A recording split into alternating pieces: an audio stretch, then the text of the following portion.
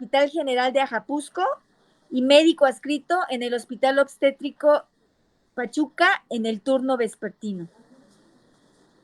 Doctora Florencia, muchísimas gracias por apoyarnos para presentar este tema tan importante que en esta nueva era, con esta pandemia, bueno, realmente se han presentado muchos casos en niños y realmente es importante conocer o tener el conocimiento más actualizado.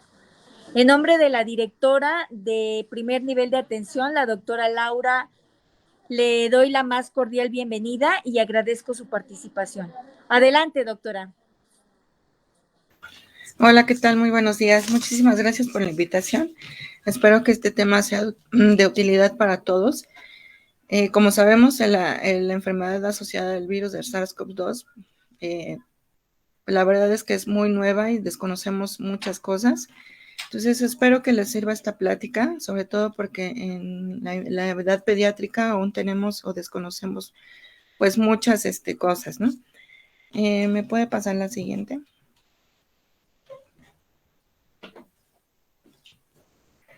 Ok, hoy vamos a hablar acerca de lo que es el síndrome inflamatorio multisistémico pediátrico, o como lo conocemos como PIMS, que es de las siglas en inglés.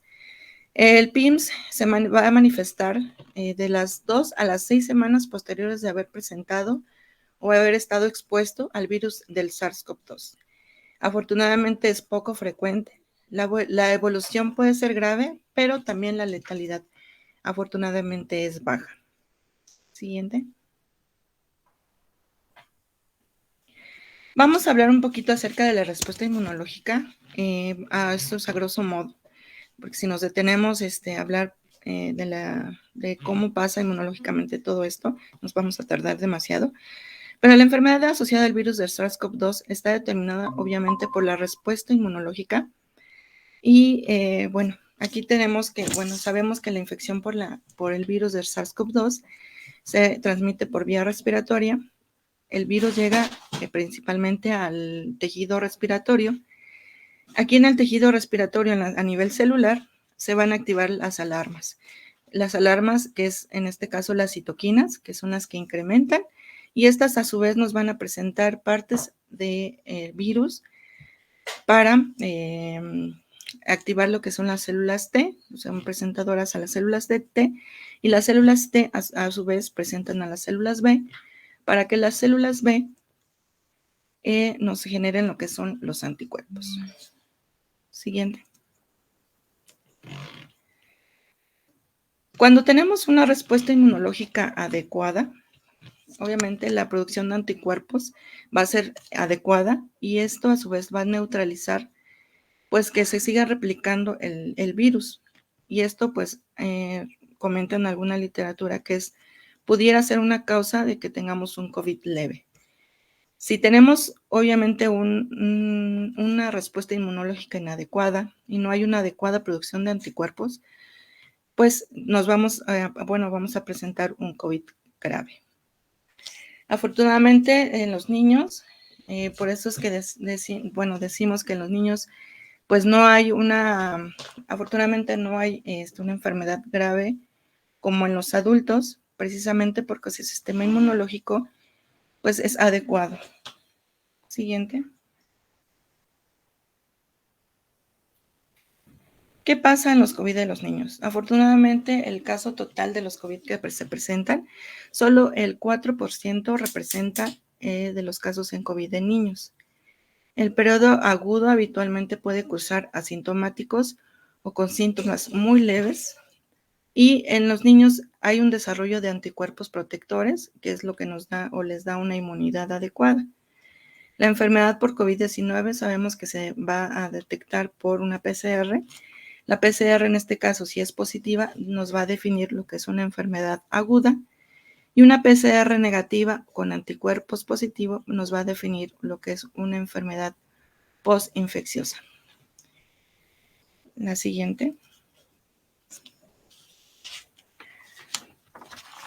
¿Qué va a pasar en el COVID o qué pasa en la enfermedad de COVID en los niños? Pues como sabemos, puede cursar con una infección aguda sintomática con cuadro muy leve o inclusive cursar con un cuadro asintomático. Esto es, las células B, como les comentaba, incrementan o hacen la producción de anticuerpos contra el virus. Si la producción de anticuerpos es adecuada, pues obviamente vamos a tener niños que cursen con un cuadro muy, muy leve o asintomático. Niños lo son sanos completamente, pero que a su vez también van a estar inmunizados. Pero ¿qué pasa si la respuesta de las células B no es adecuada y no hay una adecuada producción de anticuerpos? Obviamente vamos a tener un incremento de las citocinas a nivel celular y esto nos va a dar una hiperinflamación y una autoinmunidad y es lo que conocemos como PIMS. Afortunadamente, esto es únicamente el 0.2% de la población pediátrica que presenta un cuadro de PIMS. Del 4% que les mencionaba, que es el total de los pacientes pediátricos, solo el 0.2% es el que va a presentar PIMS. Afortunadamente, como ven, es un porcentaje muy bajo. Por eso es que, bueno, no sé si alguno ha tenido la oportunidad de ver algún paciente con PIMS, pues la verdad es que es muy, muy, muy rara, ¿no? La siguiente.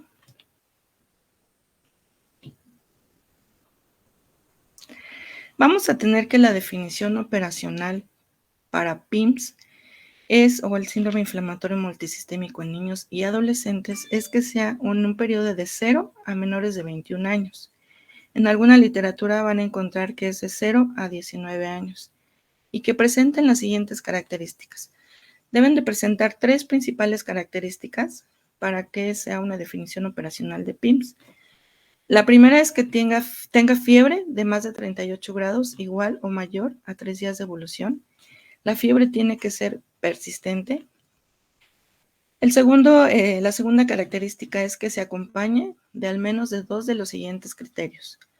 Es un exantema o rash difuso, conjuntivitis bilateral no exudativa, cambios en la mucosa oral o fisuras labiales o papilitis, que es la famosa lengua frambuesada, cambios cutáneos en palmas y plantas, principalmente lo que es eritema y edema, linfadenopatías o dolor cervical, palidez, tos, dificultad respiratoria o dolor torácico, petequias o sangrado a cualquier nivel, un compromiso gastrointestinal agudo que está relacionado con lo que es vómito, diarrea y dolor abdominal.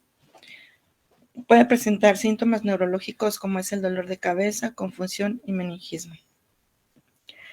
Como ven, algunas de las características de los criterios que tenemos es muy parecido a lo que es la enfermedad de Kawasaki. La siguiente. Y la tercera característica es que tengan un nexo epidemiológico. ¿Qué es esto? Bueno, que es cualquier niño que presente cualquiera de las siguientes. Una que es la PCR positiva para el virus de SARS-CoV-2, una serología positiva por SARS-CoV-2, ya sea cualitativa o cuantitativa, una enfermedad previa similar a COVID-19 y sobre todo la principal es que tenga un contacto cercano, confirmado o sospechoso de COVID-19 de las 2 a las 6 semanas previas a que el niño empiece con los síntomas. Siguiente. Nosotros si tenemos, obviamente nos puede llegar a nuestra consulta un niño que es completamente sano, que no tiene ningún factor. Obviamente como en los adultos, si tenemos una enfermedad previa o asociada ya, esto obviamente nos puede incrementar o nos puede dar la pauta a sospechar de que un niño puede presentar PIMS. Obviamente si vemos que es un niño desnutrido, con obesidad, con diabetes, con asma, asma no controlado, obviamente podemos tener o podemos sospechar altamente que ese niño nos puede evolucionar a un PIMS. Si tenemos un niño sano que nos llega al consultorio, llega por fiebre, llega por un cuadro de gripal, únicamente rinorrea, un poco de tos, mal estado general, bueno, ese niño lo podemos manejar de manera ambulatoria, con tratamiento sintomático, que es paracetamol, un antihistamínico, pero obviamente tenemos que siempre mencionarle o hacerle mención a la mamá que esté alerta a los signos o los síntomas de alarma, como lo vimos, que es pues la fiebre que sea persistente, que inicie con un cuadro de rash en la piel, que presente eritema en la lengua, que la lengua esté muy roja, que presente fisuras labiales, o que tenga algún ganglio en el cuello, dolor cervical, que tenga un dolor abdominal intenso, que tenga diarrea, que no mejore absolutamente nada. Entonces, obviamente, como dicen actualmente, todo es COVID hasta no demostrar lo contrario.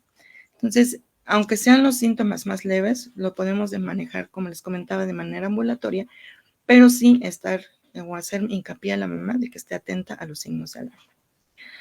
Afortunadamente, bueno, el PIMS afecta frecuentemente a niños entre los 5, y los 12 años de edad. Es como el rango de mayor edad que puede presentar el PIMS. Siguiente. Ok. La presentación clínica de un PIMS, hay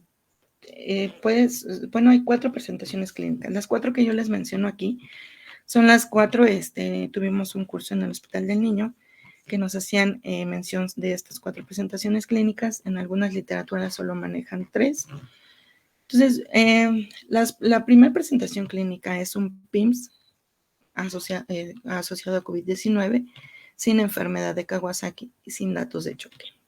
Obviamente es un dato, puede ser que el paciente tenga datos inespecíficos, pero en donde va a predominar lo que es la fiebre, el rash y puede tener compromiso abdominal. La segunda presentación clínica es un PIMS asociado a COVID-19 con enfermedad de Kawasaki sin datos de choque. El paciente, nuevamente, les comento, presenta un cuadro febril asociado a elementos de Kawasaki, como les mencionaba anteriormente, 2 o más criterios que ya habíamos visto anterior, que es el rash, la linfadenopatía cervical, la lengua frambuesada, labios fisurados, el edema o el eritema en plantas y palmas. Esto es un COVID con enfermedad de Kawasaki, pero sin datos de choque. En la tercera presentación clínica, que es un PIMS asociado a COVID-19 con choque o miocarditis, obviamente aquí ya tenemos datos que nos sugieren que el paciente puede agravarse, que obviamente son datos de choque, como sabemos que es la hipotensión, retardo en el llenado capilar, palidez, taquicardia, con o sin elementos de enfermedad de Kawasaki. O sea, podemos tener datos de choque, pero un niño con enfermedad de Kawasaki, o la otra es que son datos de choque, pero con compromiso gastrointestinal.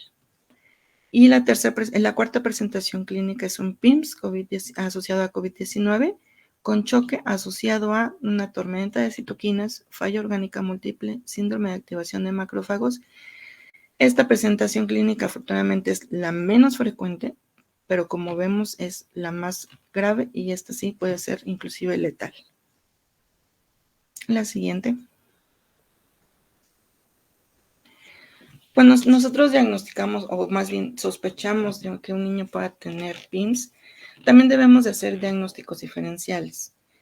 Obviamente el primer diagnóstico diferencial que debemos hacer es que es la enfermedad de Kawasaki, pero no relacionada al virus SARS-CoV-2, que obviamente debemos de tener una PCR negativa o una serología negativa, o inclusive aquí podemos hacer, si no tenemos a la mano estos laboratorios, si no tenemos un paciente que haya estado en contacto con alguien que estuvo infectado.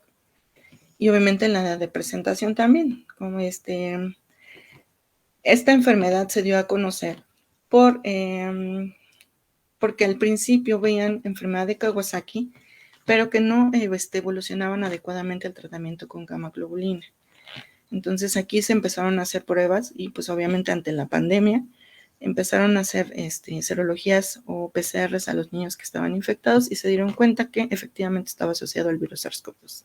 Entonces aquí, como les comento, el diagnóstico diferencial principal es que una enfermedad de Kawasaki no esté relacionada al virus SARS-CoV-2. Hay que descartar otras infecciones virales como adenovirus, enterovirus o sarampión en una población que no esté vacunada. Signos de abdomen agudo, similares a un cuadro de peritonitis y apendicitis. Aquí hemos tenido muchos niños con un abdomen agudo, que inclusive algunos han llegado a quirófano, y obviamente es una apéndice blanca, pero porque pues cuando es como les mencionaba, los niños pueden presentar síntomas gastrointestinales. Pero aquí sí, si es un niño que llega por un dolor abdominal intenso, pues sí hay que hacer o a descartar que no sea efectivamente una apendicitis. Otro diagnóstico diferencial, que es un síndrome de choque tóxico por Staphylococcus streptococcus, una miocarditis por otras causas, reacción de hipersensibilidad a fármacos, descartar un síndrome de Steven-Johnson en este caso. Obviamente, si tenemos un niño con antecedente de que tuvo ingesta de algún medicamento y posterior a la ingesta de medicamento inicia con el rash, fiebre, labios fisurados, pues entonces hay que sospechar que no sea un virus de una infección por virus de SARS-CoV-2, sino una enfermedad reumatológica como un Steven-Johnson. Una enfermedad de Steven-Johnson. Hay que descartar enfermedades reumatológicas como artritis idiopática juvenil o sistémica y descartar otras patologías autoinmunes. Siguiente.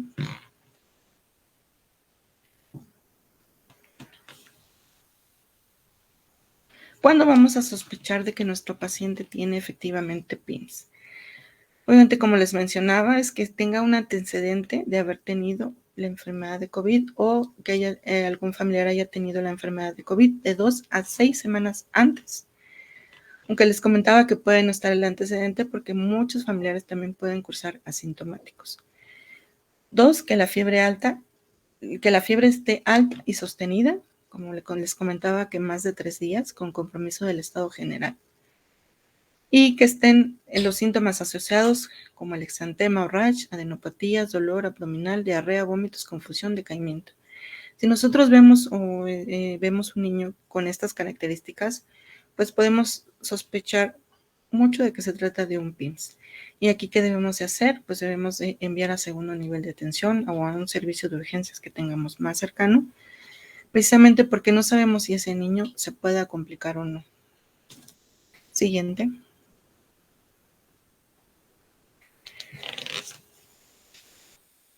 Si no tenemos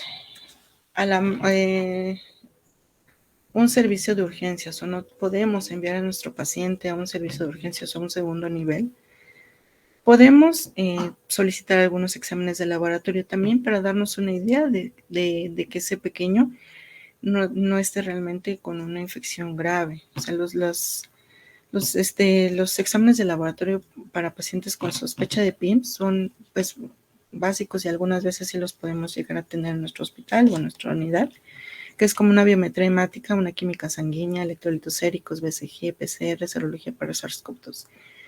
Obviamente, si vemos que sí están muy, muy alterados los exámenes de laboratorio, pues sí hay que hacer todo lo posible para enviar al paciente a una atención de segundo nivel. ¿Por qué? Porque ese niño tiene altamente sospecha de que pues, se pueda complicar. ¿Qué podemos tener en nuestros exámenes de laboratorio? Pues obviamente una serología positiva para SARS-CoV-2.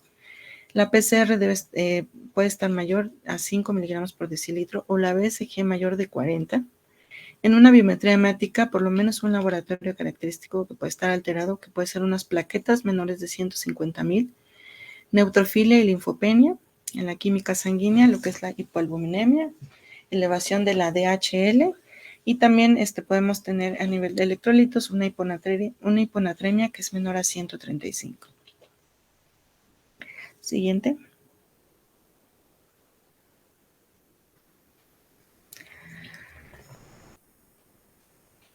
¿Cuál va a ser el tratamiento? Si nosotros consideramos que nuestro paciente, tiene síntomas leves o que podemos manejarlo inclusive de forma ambulatoria, podemos manejar pues lo que es los antipiréticos antihistamínicos y también podemos manejar lo que es el esteroide. El tratamiento para el PIMS es esteroide y cuando son casos graves pues es esteroide más gamma-globulina y algunos otros medicamentos. Aquí les muestro un diagrama de flujo, que este diagrama nos los proporcionó el Hospital del Niño, que es un programa de cómo ellos tratan o cómo manejan a los pacientes.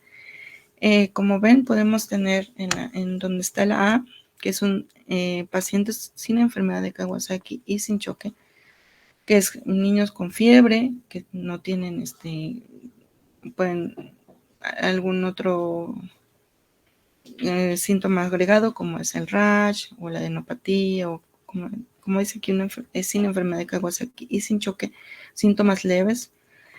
Si documentamos que no hay inflamación, no sé, si los exámenes de laboratorio salen dentro de parámetros normales, podemos manejar lo que es la metilprednisolona a una dosis de 2 miligramos por kilogramo día, de 3 a 5 días únicamente. Obviamente, si el paciente continúa con datos inespecíficos, pues entonces sí, aquí hay que considerar el envío del paciente a segundo nivel o a especialidad.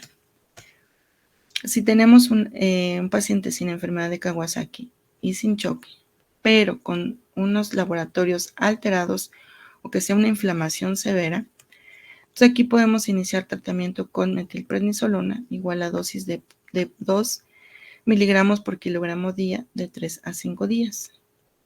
Si el paciente presenta mejoría, pues el tratamiento ahí se queda y solo vigilancia. Pero si el paciente no tiene mejoría, persiste la fiebre y ya tenemos datos de los síntomas de Kawasaki, entonces obviamente el tratamiento es diferente. Aquí tenemos un niño con una enfermedad de Kawasaki, pero sin choque. El tratamiento es diferente, o sea, aparte del esteroide que se va a manejar, el tratamiento es con inmunoglobulina. Obviamente aquí, como vemos, en donde está la letra B, ya es un paciente que requiere de hospitalización.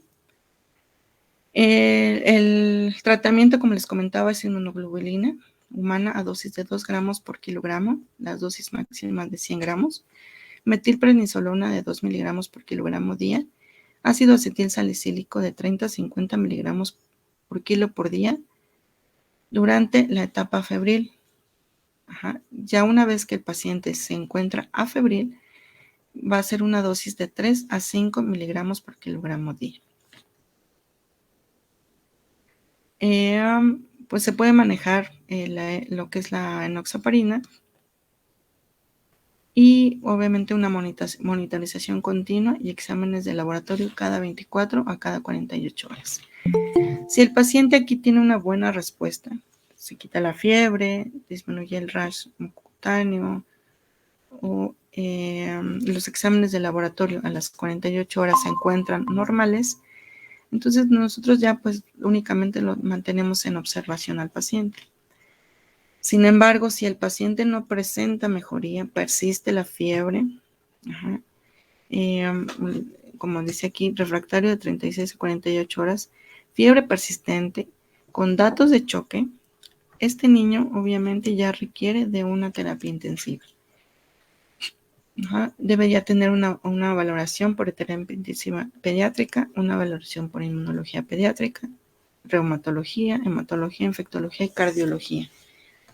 Porque es un paciente que obviamente pues se puede complicar muchísimo más y el tratamiento pues obviamente debe ser mucho más intensivo. Algunos pacientes, obviamente los que ya hacen datos de choque, pues requieren inclusive tratamiento inotrópico. La siguiente.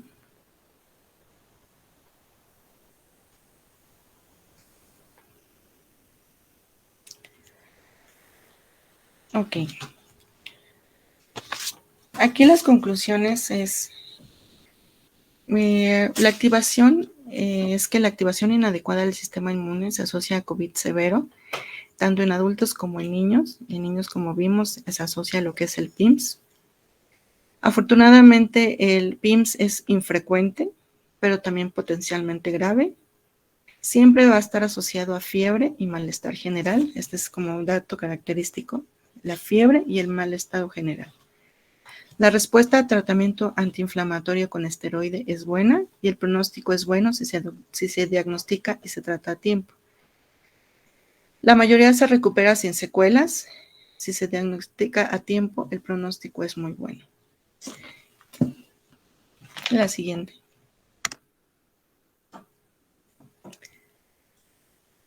Obviamente, como todos ya sabemos, cómo se puede prevenir el virus SARS para prevenir el COVID-19, pues sana distancia, el uso de cubrebocas, el lavado de manos, y obviamente pues no permitir que los niños estén expuestos a personas que tuvieron o que tienen la enfermedad de COVID.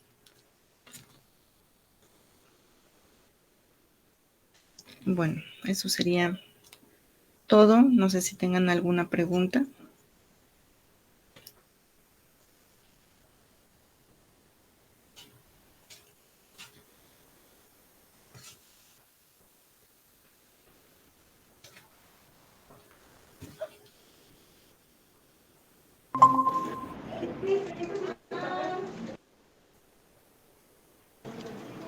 ¿No hay preguntas? Hola, doctora Florencia, buenas tardes.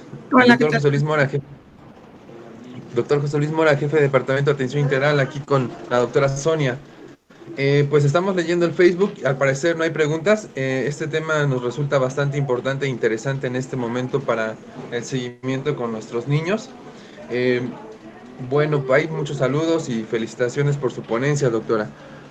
Gracias. ¿No hay nada? ¿No hay más preguntas?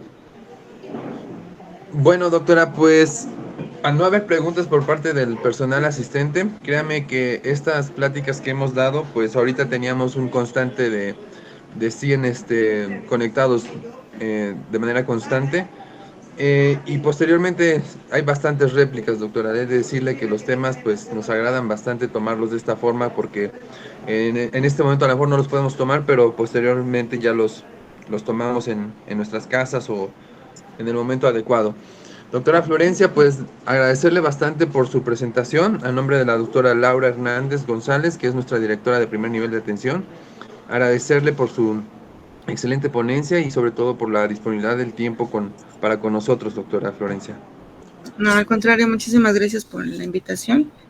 Y no sé, tengo algunos flujogramas que nos hicieron llegar por parte del Hospital del Niño DIF, que obviamente Okay. ya es para la atención del niño que está hospitalizado, ya en segundo nivel. No sé si a alguno le interesara, pues que me lo hiciera saber. Si gusta, le doy mi correo y se los hago llegar con mucho gusto. Ok, doctora, sí, estaría bien, nunca está de más el conocimiento.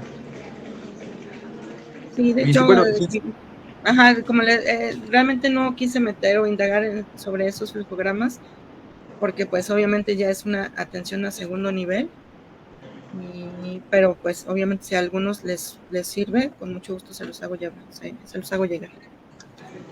Ok, doctora, pues igual si nos los comparte y nosotros los ponemos disponibles en la plataforma, Ok, le perfecto. agradeceríamos bastante. ¿Sí? Sí, claro que sí, Ok, con gusto. doctor. Muy bien, pues muchas gracias, doctora, y recibo un saludo de parte nuestra. Muchísimas gracias. Hasta luego.